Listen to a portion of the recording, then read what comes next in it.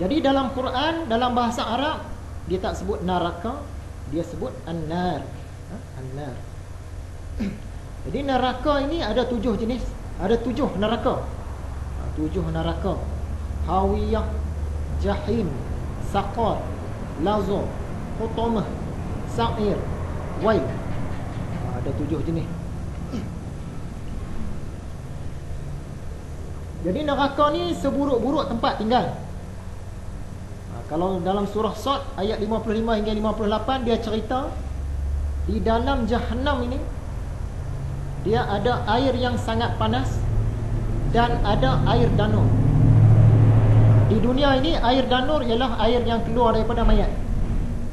Di Jahannam sana penuh dengan air ni lah, air panas dengan air danur.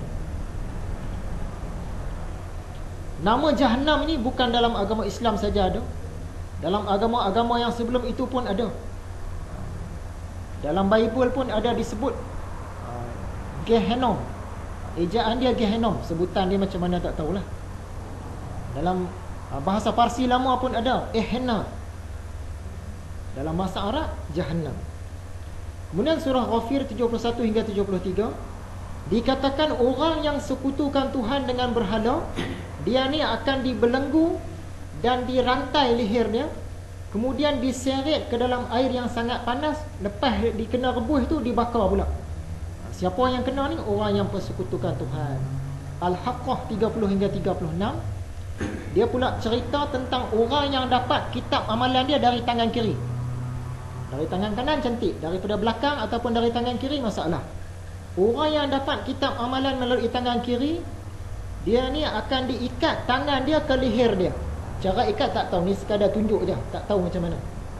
Lepas dah diikat, dibelenggu tangan ke leher, kemudian dimasukkan ke dalam Jahim. Jahannam nama lain. Jahim ni api yang menyala. Jahim, masuk dalam Jahim. Dah masuk dalam Jahim tu, kena nyalaan api, dibelit pula dengan rantai sepanjang 70 hasta. Dan makanannya ialah darah dan nanah. Itulah makanan dia di sana. Hadis riwayat Imam Muslim nak cerita dalamnya neraka ni. Satu hari Nabi Muhammad SAW duduk dengan para sahabat dia, tiba-tiba dengar bunyi. Bunyi macam mana kita pun tak tahu, berdentum ke macam mana kan. Nabi Muhammad pun tanya, kamu tahu tak bunyi apa tu? Allah dan Rasulnya saja yang tahu. Itulah bunyi batu yang dilemparkan ke dalam Jahannam 70 tahun dulu, baru sampai ke dasar dia. Punyalah dalamnya. Kita tengok kalau orang jatuh dari bangunan pun sekejap je sampai. Ni 70 tahun batu tadi baru sampai ke dasar neraka tu, punya dalam. Hadis riwayat Imam Muslim juga, dia bagi tahu api yang di dunia ini hanyalah satu daripada 70 kekuatan api neraka. Hadis riwayat Imam Turmizi, dia bagi tahu dalam neraka ni ada satu gunung yang kena dipanjat oleh orang kafir. Sebab dalam neraka ni dia berjalan, berjalan. Kita ni jalan. Jadi ada satu gunung yang kena dipanjat oleh orang kafir, panjat tu 70 tahun. Hadis riwayat Imam Muslim, dia bercerita tentang Wail, Wailun, neraka Wail. Neraka Wail ni apa pula? Dia ni terletak di antara dua gunung, lembah. Nak turun ke lembah ni, orang kafir juga, dia kena ambil masa 40 tahun. 40 tahun. Naik tadi bukit tu 70 tahun. Nak turun ke lembah tu tadi 40 tahun. Sebagaimana gambaran neraka yang dikaji orang lah. Kita nak tolak kajian dia pun, tengok ada kebenaran dia. Kita nak sahkan kajian dia tu pun, kita pun tak berani. Kita cerita hari tu, ada orang bila dia kaji tentang neraka ni, dia gambarkan neraka ni macam laut lah. Makin lama dalam, kemudian ada jurang dia di tengah. Jadi penghuni neraka ni, dia sentiasa berjalan nak pergi ke kawasan yang lebih cetek. Jalan, dalam perjalanan tu lah kena naik gunung, turun lurah, nak tuju ke kawasan cetek. Dah cetek, lama-lama baru boleh keluar. Tapi ada segolongan manusia dan jin, dah sampai kawasan cetek, malaikat tarik, bubuh dalam jurang balik. Jadi macam tu lah lebih kurang gambaran dia yang dia buat.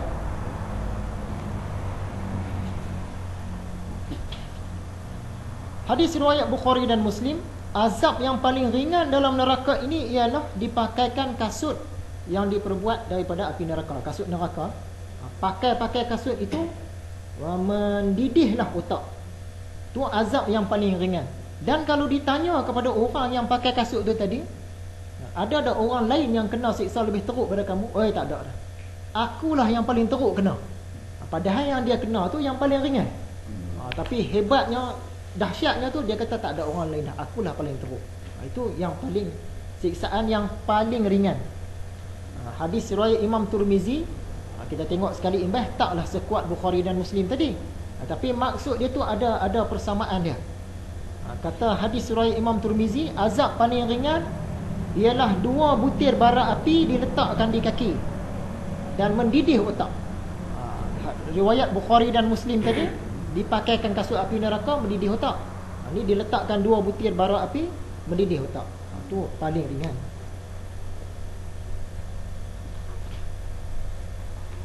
Hadis riwayat Imam Muslim,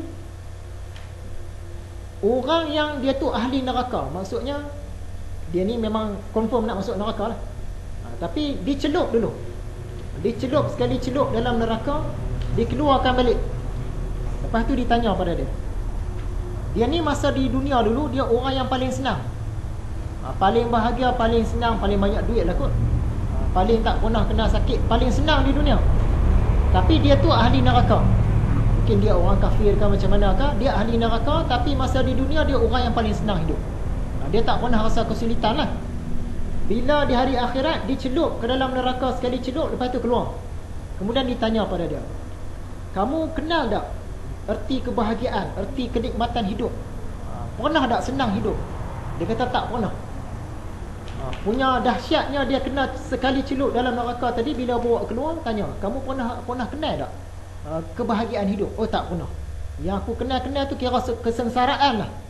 Dia lupa langsung yang dia semasa di dunia dulu, dia orang paling senang di dunia. Punya dahsyatnya dia kena api neraka tadi. Kemudian dia ambil pula satu orang yang masa di dunia ni, dia ni hidup susah, hidup paling susah lah di dunia ni. Agaknya kena penyakit ke, duit tak ada ke, dihina orang ke, tak tahulah cerita dia. Tapi dia orang paling susah di dunia. Tapi di akhirat dia ahli syurga. Sebelum masuk tu dia celup sekali dalam syurga dulu. Masuk sekejap, bawa keluar balik. Tanya kat dia, kamu kenal tak erti penderitaan? Oh tak pernah kenal. Yang aku tahu bahagia je. Pernah kenal tak erti kesakitan, kesusahan? Tak pernah. Sebab syurga tadi tu, nikmat syurga tadi tu, dia padam terus memori kita hak hidup susah di dunia dulu. Katalah hidup 70 tahun, yang hidup susah 70 tahun tu semua hilang sebab nikmatnya syurga tadi. Jadi perbandingan lah, orang yang masa di dunia dia hidup sangat senang, sekali celup saja dalam neraka, bila keluar balik dia lupa langsung senang. Dan orang yang di dunia ni hidup susah semedang, sekali celup dalam syurga, keluar tu dia lupa langsung yang hidup susah dia dulu. Surah Al-Hijr ayat 43 hingga 44. Jahannam ni ada 7 pintu. Al-Waqi'ah 51-56, dia cerita salah satu makanan dalam neraka ni ialah buah zakum. Lepas makan buah zakum, minum pula air panas. Air panas tu pula minum seperti unta haus. Maksudnya minum tu berteguk-teguk. Jadi buah zakum ni macam mana rupa ni tak tahulah kita. Cuma dalam Quran dia cerita buah zakum ni buah yang panas. Kalau dimakan tu dia seolah-olah makan tembaga cair. Bila sampai ke perut, mendidih dalam perut. Dan pokok zakum ni, pohon zakum ni, dia ni akar-akar dia tu daripada jurang Jahannam paling dalam. Dia tarik zat-zat dia daripada situ. Akar dia di situ. Buah dia naik ke neraka yang tak jurang ni tadi. Di sana kita makan. Bukan kita lah, tak maulah kita kan. Itu orang-orang ni lah.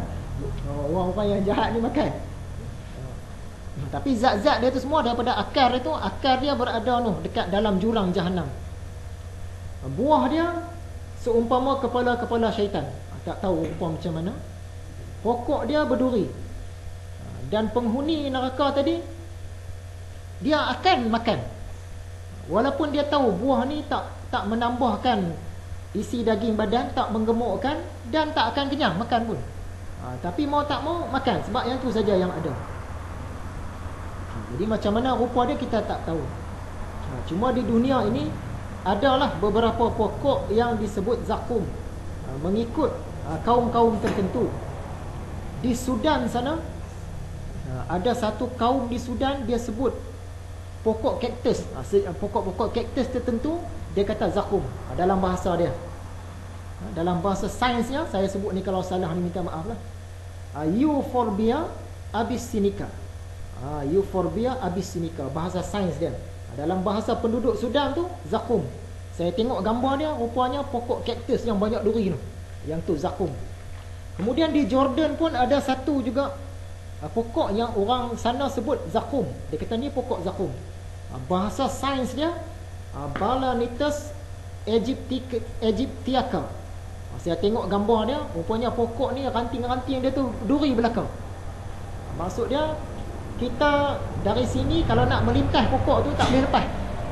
Duri saja. Penuh dengan duri pokok tu tadi. Inilah dua pokok yang dipanggil zakum. Dalam dunia ni mungkin ada lagi lah, tapi tak dapat saya cari.